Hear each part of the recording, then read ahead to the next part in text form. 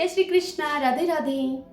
आज मैं आपके समक्ष जीवंतिका व्रत की कथा, जिसे सावन के शुक्रवार के दिन कहा और सुना जाता है, जीवंतिका माता का व्रत किया जाता है, वह कथा आपके समक्ष प्रस्तुत कर रही हूँ, जिसका वर्णन स्वयं भगवान शंकर सनत कुमार से करते हुए कहते हैं। हे सनत कुमार, इसके बाद अब मैं शुक्रवार व्रत का तुमसे आख्यान कहूंगा, जिसे सुनकर मनुष्य संपूर्ण आपदा से मुक्त हो जाता है। लोग इससे संबंधित एक प्राचीन इतिहास का वर्णन करते हैं। पांड्य वंश में उत्पन्न एक सुशील नाम का राजा था। अत्यंत प्रयत्न करने पर भी उसे पुत्र की प्राप्ति नहीं हो सकी। उस राजा के एक सर्वगुण संपन्न सुकेशी नाम वाली भार्या थी। जब उसे संतान न हुई तब वह बड़ी ही चिंता में पड़ गई। वह स्त्री स्वभाव होने के कारण अति साहस युक्त मन वाली। उसने मासिक धर्म के समय प्रत्येक महीने में वस्त्र के टुकड़ों को अपने उदर पर बांधकर उदर को बड़ा बना लिया और अपनी प्रसूति का अनुकरण करने लगी। वह किसी अन्य गर्भिणी स्त्री को अब ढूंढने लगी। भावी दैव योग से उसके पुरोहित की पत्नी गर्भिणी थी। तब कपट करने वाली राजा की पत्नी ने किसी प्रसव करवाने वाली को इस कार्य में लगा दिया और उसे एकांत में बहुत सा धन देकर वह रानी चली गई। तत्पश्चात रानी को गर्भिणी जानकर राजा ने उसका पुष्पन तथा अनवलोभन संस्कार किया। 8वां महीना होने पर सीमंतोनयन संस्कार के बाद राजा अत्यंत ही हर्षित हुआ। इसके बाद उस पुरोहित पत्नी का प्रसव काल सुनकर वह रानी भी उसी के समान सभी प्रसव संबंधी चेष्टाएं करने लगी। पुरोहित की पत्नी चूंकि पहली बार गर्भवती हुई थी, इसलिए प्रसूति कार्य के प्रति वह अनभिज्ञ थी और केवल प्रसव कराने वाली दाई के ही कहने में वह स्थित थी। तब उस दाई ने पुरोहित पत्नी के साथ छल करते हुए उसके नेत्रों पर पट्टी बांध दी और प्रसव होने के बाद उस जन्मे हुए पुत्र को किसी के हाथ से रानी के पास पहुंचा दिया। इस बात को कोई भी नहीं जान सका। तदंतर रानी ने उस पुत्र को लेकर यह घोषणा करवा दी कि मुझे पुत्र हुआ है। इसके बाद दाई ने पुरोहित की पत्नी के नेत्र बंधन खोल दिए। उसने अपने साथ लाए हुए एक मांस पिंड को उसे वहां दिखा दिया और उसके समक्ष आश्चर्य तथा दुख प्रकट करने लगी कि यह कैसा अनिष्ट हो गया। अपने पति से इसकी शांति अवश्य करवाना तुम। संतान न हुई तो भले ही मत हो, किंतु यह अच्छा हुआ जो तुम अपने भाग्य से जीवित रह गई। इस पर उस पुरोहित पत्नी को अनेक प्रसव के स्पर्श चिंतन से बहुत संदेह हुआ। आगे ईश्वर कहते हैं कि हे सनत कुमार, राजा ने पुत्र का जन्म समाचार सुनकर जातकर्म संस्कार कराया और ब्राह्मणों को हाथी घोड़े तथा रथ प्रदान किए। उन नरेश ने कारागार में पड़े हुए सभी कैदियों को प्रसन्नतापूर्वक मुक्त करा दिया। तत्पश्चात राजा ने सूतक के अंत में नामकरण तथा अन्य सभी संस्कार किए। उन्होंने पुत्र का नाम प्रियव्रत रखा। हे सनत कुमार, श्रावण मास के आने पर पुरोहित की पत्नी ने शुक्रवार के दिन भक्ति पूर्वक देवी जीवंती का पूजन किया। भीत यानी के दीवार पर अनेक बालकों के सहित देवी जीवंती की मूर्ति लिखकर पुष्प तथा माला से उनकी पूजा करके गोधूम की पीठी के बनाए गए 5 दीपक उनके सम्मुख उसने जलाए और स्वयं भी गोधूम चूर्ण का भक्षण किया और उनकी मूर्ति पर चावल फेंका और कहा कि हे जीवंती माता, हे करुणा अर्णवेय, जहाँ भी मेरा पुत्र विद्यमान हो आप उसकी रक्षा करना। यह प्रार्थना करके उसने कथा सुनकर यथाविधि नमस्कार किया। तब जीवंती माता की कृपा से वह बालक दीर्घायु हो गया और वे देवी उसकी माता की श्रद्धा भक्ति के कारण दिन रात उस बालक की अब रक्षा करने लगी। इस प्रकार कुछ समय बीतने पर राजा की मृत्यु हो गई। तब पितृभक्त उनके पुत्र ने उनकी पारलौकिक क्रिया संपन्न की। इसके बाद मंत्रियों और पुरोहितों ने प्रियव्रत को राज्य पर अभिषिक्त किया। तब कुछ वर्षों तक प्रजाओं का पालन करके तथा राज्य भोग कर वे पितरों के ऋण से मुक्ति के लिए गया जाने की तैयारी करने लगे। राजा का भार वृद्ध मंत्रियों को भक्ति पूर्वक सौंपकर और स्वयं के राजा होने के भाव का त्याग करके उन्होंने कार्पटिक का वेश धारण कर लिया और गया के लिए प्रस्थान किया। मार्ग में किसी नगर में किसी गृहस्थ के घर में उन्होंने निवास किया।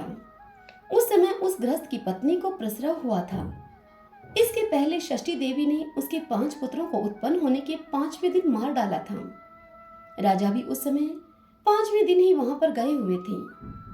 रात में राजा के सो जाने पर उस बच्चे को ले जाने के लिए षष्ठी माता आई।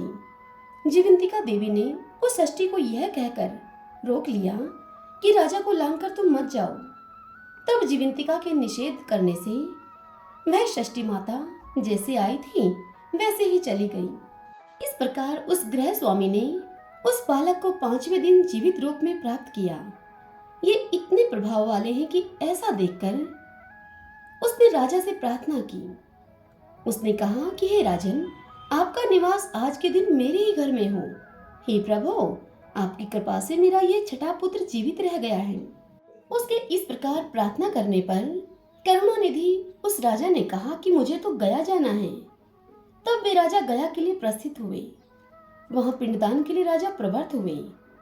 तब पिंडदान के समय विष्णुपद अर्थात वेदी पर कुछ अद्भुत घटना हुई। उस पिंड को ग्रहण करने के लिए 2 हाथ निकल आए।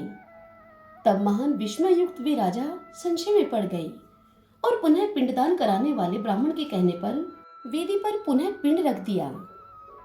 इसके बाद उन्होंने किसी ज्ञानी तथा सत्यवादी ब्राह्मण से इस विषय में पूछा। तब उस ब्राह्मण ने उन राजा से कहा कि ये दोनों हाथ आपके पितर के थे। इसमें संदेह हो तो घर जाकर अपनी माता से पूछ लीजिए, वह आपको सब बता देगी। तब राजा चिंतित और दुखी हुए और मन में अनेक बातें सोचने विचारने लगे। वे यात्रा करके पुनः वहां गए जहां पर वह बालक जीवित हुआ था। उस समय भी उस स्त्री को पुत्र उत्पन्न हुआ था और उसका वह 5वां दिन था। वह जो दूसरा पुत्र हुआ था उसे लेने के लिए रात में षष्ठी आई थी। तब जीवंतिका के द्वारा पुनः रोके जाने पर उस षष्ठी माता ने उससे कहा कि इसका ऐसा कृत्य है अथवा क्या इसकी माता तुम्हारा व्रत करती है जो तुम दिन रात इसकी रक्षा करती हो। षष्ठी माता का यह वचन सुनकर जीवंतिका माँ ने धीरे से मुस्कुराकर इसका संपूर्ण कारण बतला दिया। उस समय राजा शयन का बहाना बनाकर वास्तविकता जानने के लिए जाग रहे थे।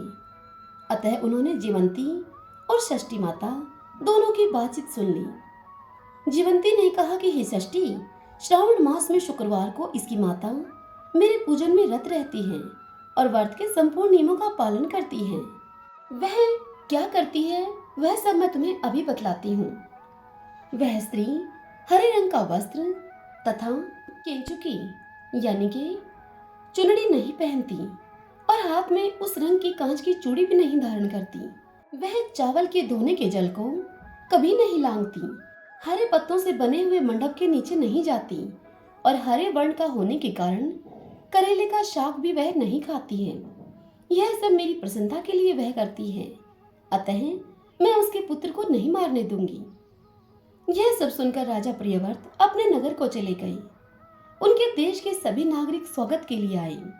तब राजा ने अपनी माता से पूछा कि हे माता, क्या तुम जीवंतिका देवी का व्रत करती हो? इस पर उसकी माता ने उससे कहा कि मैं तो इस व्रत को जानती भी नहीं। तत्पश्चात राजा ने गया यात्रा का समुचित फल प्राप्त करने के लिए ब्राह्मणों तथा सुवासिनी स्त्रियों को भोजन कराने की इच्छा से उन्हें निमंत्रित किया और व्रत की परीक्षा लेने के निमित्त सुवासिनियों को वस्त्र, कैंचुकी तथा कंकन भेजकर उन्हें कहलवाया कि आप सभी को भोजन के लिए राजभवन में आना है। तब पुरोहित की पत्नी ने दूत से कहा कि मैं हरे रंग की कोई भी वस्तु कभी ग्रहण नहीं करती हूँ। राजा के पास आकर दूत ने उसके द्वारा कही हुई सारी बात राजा को बता दी। तब राजा ने उसके लिए सभी रक्त वर्ण के शुभ परिधान भेजे। वह सब धारण करके वह पुरोहित पत्नी भी राजभवन में आई। राजभवन के पूर्वी द्वार पर चावलों के धोने का जल पड़ा देखकर और वहां पर हरे रंग का मंडप देखकर वह दूसरे द्वार से गई। तब राजा ने पुरोहित की पत्नी को प्रणाम करके इस नियम का संपूर्ण कारण पूछा। इस पर उसने इसका हेतु शुक्रवार का व्रत बतलाया। उस राजा प्रियव्रत को देखकर उसके दोनों स्तनों में से दूध की बहुत तेज धारा निकलने लगी। दोनों वक्षस्थलों ने उस राजा को दुग्ध की धाराओं से पूर्ण रूप से सिंचित कर दिया। तब गया में विष्णुपदी पर निकले अर्थात वेदी पर दोनों हाथ निकले हुए जीवंतिका तथा षष्ठी दोनों देवियों के वार्तालाप तथा पुरोहित पत्नी के स्तनों से दूध निकलने के द्वारा राजा को यह विश्वास हो गया कि मैं इसी स्त्री का पुत्र हूँ। तदंतर पालन पोषण करने वाली माता के पास जाकर विनम्रता पूर्वक उन्होंने कहा कि हे माता, तुम डरो मत, मेरे जन्म का वृतांत सत्य सत्य मुझे बता दो। यह सुनकर सुंदर केशों वाली रानी ने सब सच सच उसे बता दिया। तब प्रसन्न होकर उन्होंने जन्म देने वाले अपने पिता माता को नमस्कार किया और उन्हें संपत्ति से वृद्धि को प्राप्त कराया। वे दोनों भी परम आनंदित हुए पुत्र को पाकर। एक दिन राजा प्रियव्रत ने रात में देवी जीवंती से प्रार्थना की और कहा कि हे जीवंती माता, मेरे पिता तो ये हैं, तो फिर गया में वे दोनों हाथ कैसे निकल आए थे? तब देवी ने सपने में आकर संशय का नाश करने वाला वाक्य कहा। देवी जीवंती बोली, हे प्रियव्रत, मैंने तुम्हें विश्वास दिलाने के लिए ही यह माया रची थी, इसमें संदेह नहीं है। इतनी कथा बताकर महादेव जी सनत कुमार से कहते हैं कि हे सनत कुमार, यह सब मैंने आपको बता दिया है। श्रावण मास में शुक्रवार के दिन इस व्रत का अनुष्ठान करके मनुष्य सभी मनोरथों को प्राप्त कर लेता है। सभी बोलिए भगवान शंकर की जय, माता जीवंतिका की जय। आशा करती हूँ कि आपको यह कथा पसंद आई होगी, आपके लिए उपयोगी रहेगी। यदि ऐसा हो तो इस वीडियो को आप लाइक करें और कमेंट बॉक्स में जीवंतिका माता की जय लिखिएगा। हरे कृष्णा।